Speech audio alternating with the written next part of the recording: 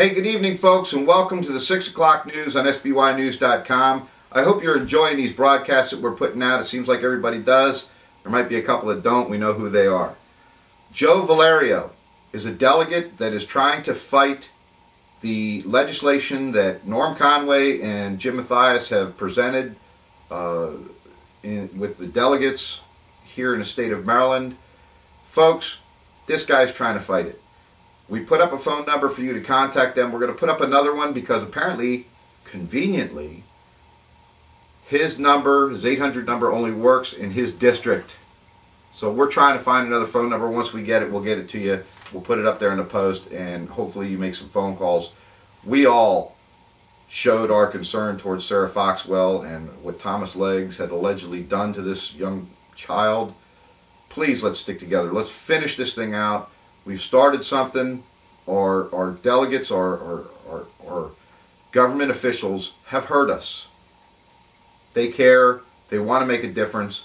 But I'm sorry, folks, but it's jackasses like this guy, Valerio, who hurt us.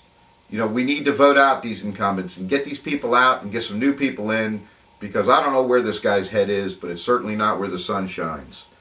Let's talk about Fernando Guerrero. We did an interview with him yesterday. Folks, I apologize if you couldn't hear the sound that well. We actually chose to go into the locker room where I knew the sound would at least be better than being out on the main floor in the Main Street gym.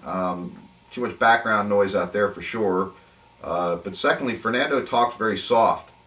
And it's hard to hear him. So I knew in that room things would be better. But forget that. We did an interview. We hope you enjoyed it, but the bottom line is, in that interview, Fernando Guerrero showed how he gives back to his community. Folks, he does give back. He always has given back. He's always called Salisbury's hometown. We need to support this kid. This may be the last time you're going to see an event where Showtime comes into town. It may be the last time you see Fernando fight in Salisbury, truthfully now. I mean, once they step up in the ranks, he's got a championship belt underneath his belt, so to speak. And there's more and more people interested in him. And I know for a fact, I'm not going to get any details, but there are some heavy hitters looking at Fernando Guerrero. Very, very big heavy hitters. And I'm not talking about fighters, I'm talking about promoters and so forth. This kid's going places. Before he disappears, buy a ticket. $15 for a general admission seat to get in there. They're always great fights. They've always proven to be a great time. Please show up and support them. In fact, there were $75 seats that are now down to $40.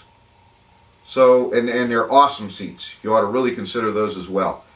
Please support Fernando Guerrero. Please show up. The tickets go on sale March 15th. The fight is April 16th, I believe.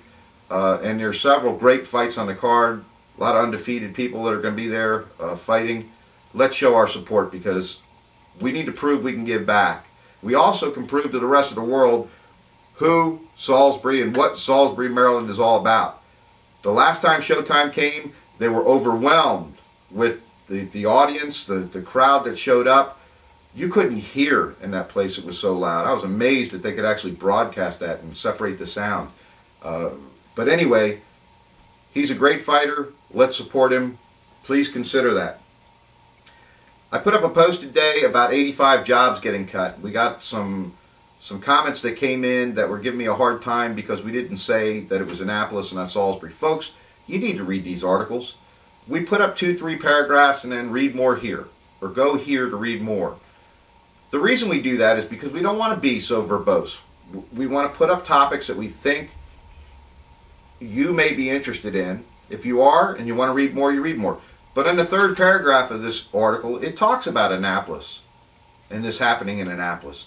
I'm not going to retitle it just because people don't want to read the full article or 2 or 3 paragraphs worth of an article. So please spend more time reading these articles, even the first 3 paragraphs. If it's not in there, then you got a reason to complain to me. Other than that, we're doing our best. Keep coming. The Humane Society.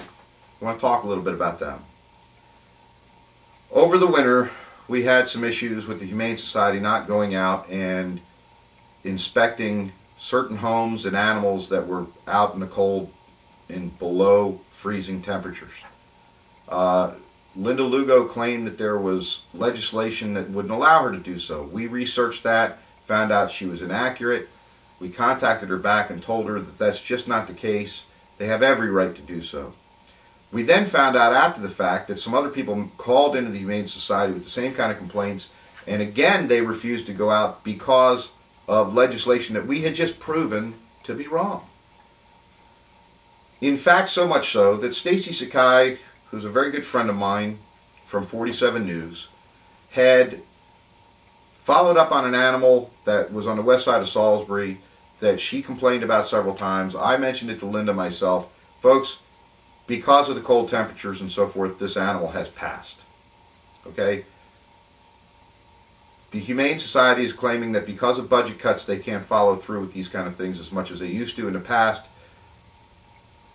They need to become more independent. Stop being dependent on municipalities, the taxpayers. This is an organization that is prime for going out and doing fundraisers, and they're not doing enough. They need to get off the taxpayers' backs. Stop using excuses of the funding has been cut. Go out to Sam's Club on weekends and let people come out the door and pet animals that are up for adoption.